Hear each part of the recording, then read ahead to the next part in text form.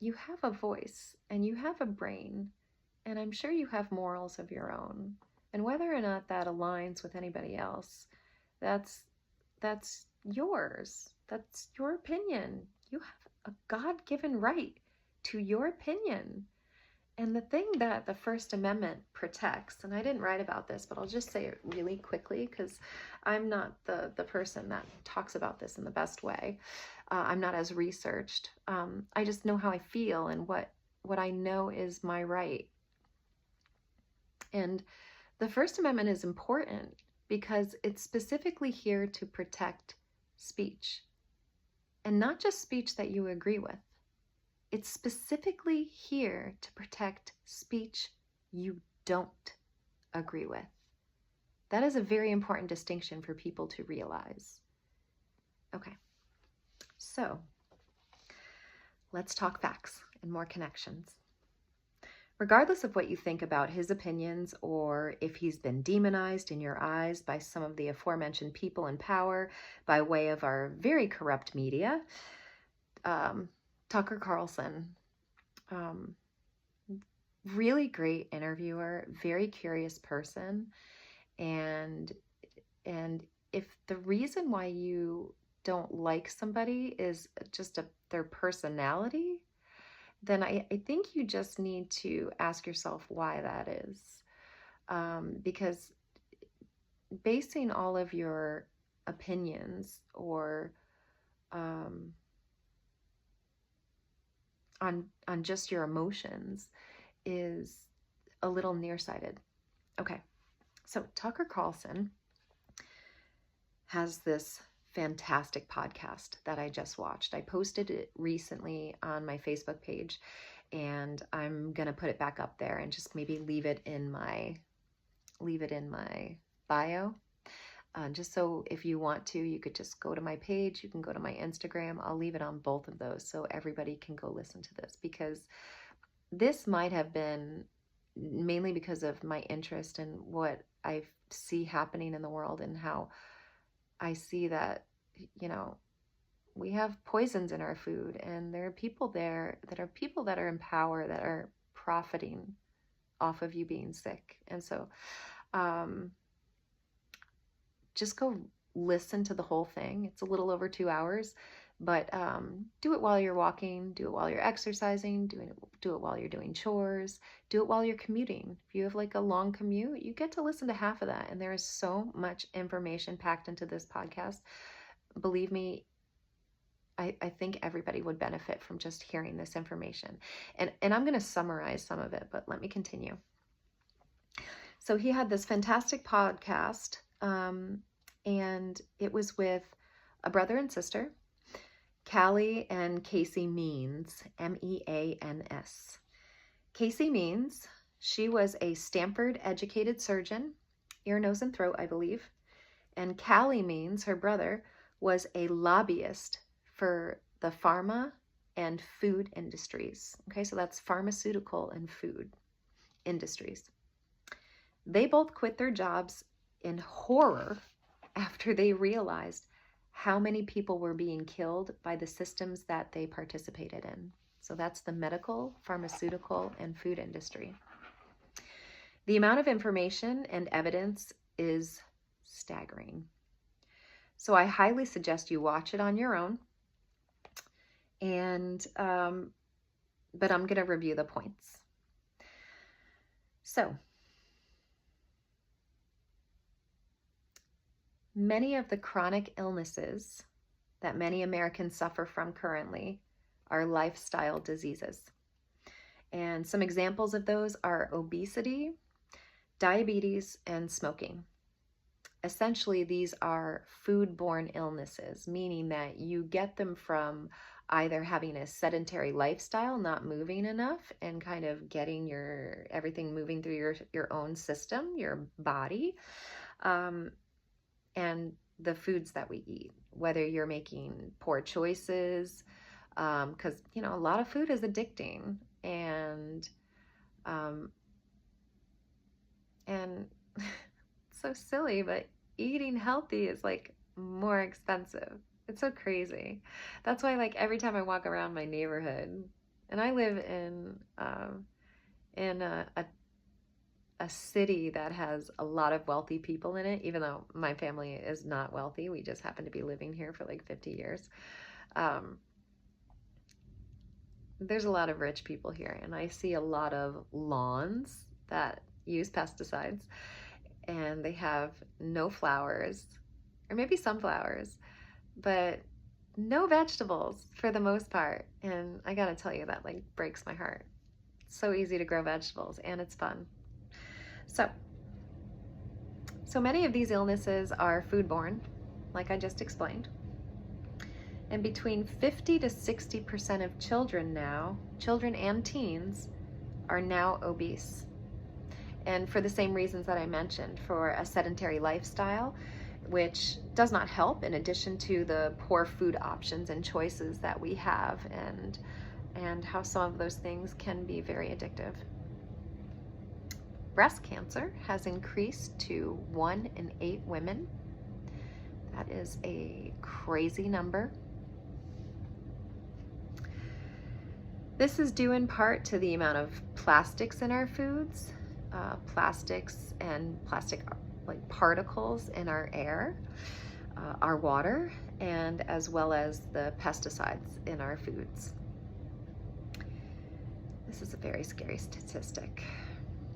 6 billion, I repeat, 6 billion pounds of pesticides are used globally per year on our foods, which are estrogen receptor agonists. Now, Calley Means does a great job of explaining this, so I'm really just like kind of giving you bullet points, but please go listen to like the first hour of the podcast and your mind will be blown. Anyway, now what is that? And I'm going to do my best to explain that. Well, these pesticides and plastics, actually they coordinate, so I'll correct myself later. They increase the estrogen in all of our bodies, which feminizes men and kills women because it disrupts our hormonal systems, creating diseases and cancers. In America, this is also a crazy statistic, due to the amount of estrogens that are being added into our systems, particularly the systems of children, America now has the lowest puberty rate. So young girls are now going into puberty at between the ages of 10 and 13. This is 6 years earlier than it was even like, I believe the statistic was like 10 years ago. That was the basis or the comparison. 6 years earlier. That's crazy. You're still a baby. You just barely got to double digits, you know? That's crazy. Anyway, young ladies, young girls are reaching puberty between the ages of 10 to 13. And this is due to the plastics that are just everywhere. You can't get away from plastic. It's just, it's really nuts. And in plastics, they have something called xenoestrogens. And those are artificial estrogens that affect your hormonal system. In addition to that, we have 6 billion pounds globally per year, I'll say it again, of pesticides in our foods. And like I mentioned before, those are estrogen receptors. So what this does is this basically ramps up the amount of estrogen in your system, whether you're a man or a woman. And there was an example of, I believe, them testing these sorts of things on a frog species. And the frogs themselves, so the male frogs, after being exposed to not only these plastics that have artificial estrogen in them, but also these pesticides that have estrogen receptors. Okay, so let me just kind of visualize that for you. Artificial estrogen, estrogen receptor. Build, build, build, build, build, build, build, build, build, build. Whoop! What do we get? Very sick women, lots of cancer, and men whose hormonal systems are just super fucked. Excuse my language. Anyway, so what was happening during this experiment was that male frogs being exposed to these two things, they actually turned them female. This is a real thing. I want you to think about that for a second. What that does to you and your body and everything about you. It has to affect everything about you. Anyway, I'll move on. And so these pesticides are made and distributed, by the way, to America by China and Germany, which both of these things are illegal in those countries. So they're being produced by those countries and then distributed to America. What? Come on.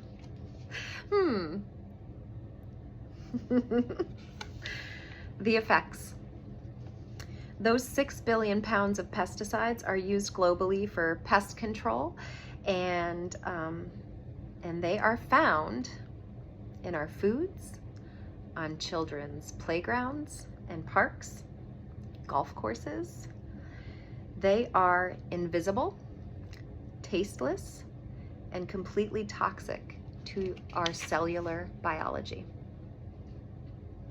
The suffix "side," so side in pesticides, herbicide, fungicide, CIDE, that means the act of killing. They are so toxic, in fact, that 20% of all suicides globally are performed by drinking pesticides. That's nuts.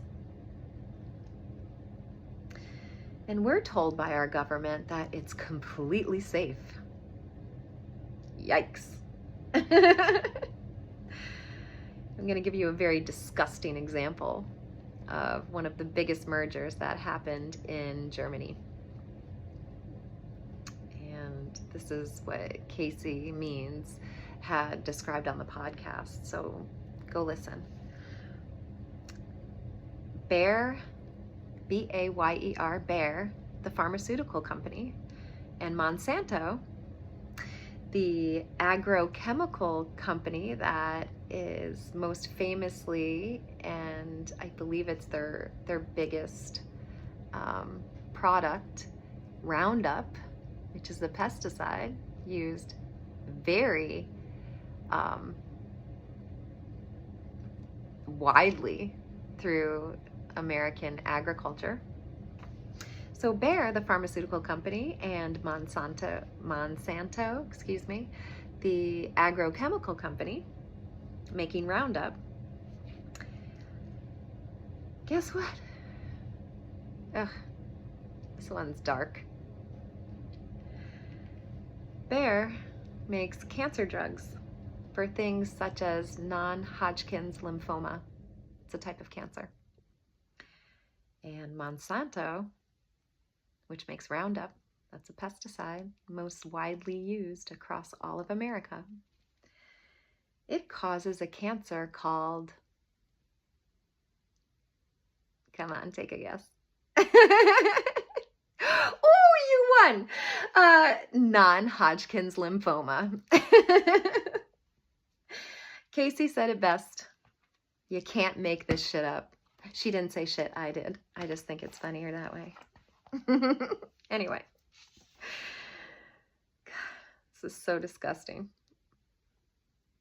In the last couple years, Monsanto paid out 11 billion, that's a B, $11 billion for non-Hodgkin's lymphoma cases. If you haven't guessed already, this is some dark shit. The cause has merged with the treatment. Think about that. It perpetuates a revolving door, creating the illness and then treating the illness.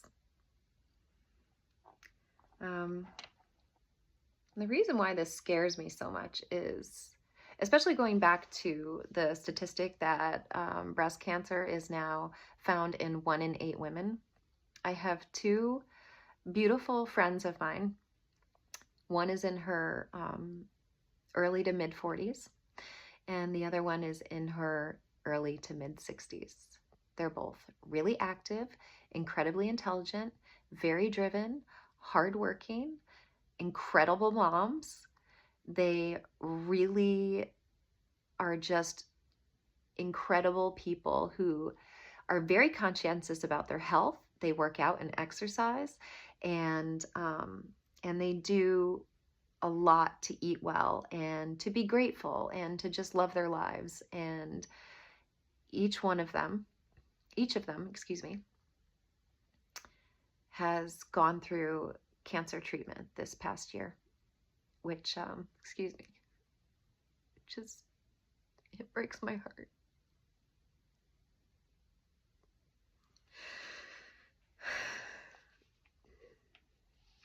Excuse me. They both go on to explain so many more things that will not only blow your mind, but scare you so much that you might not want to believe it. But I really hope you go listen to that podcast.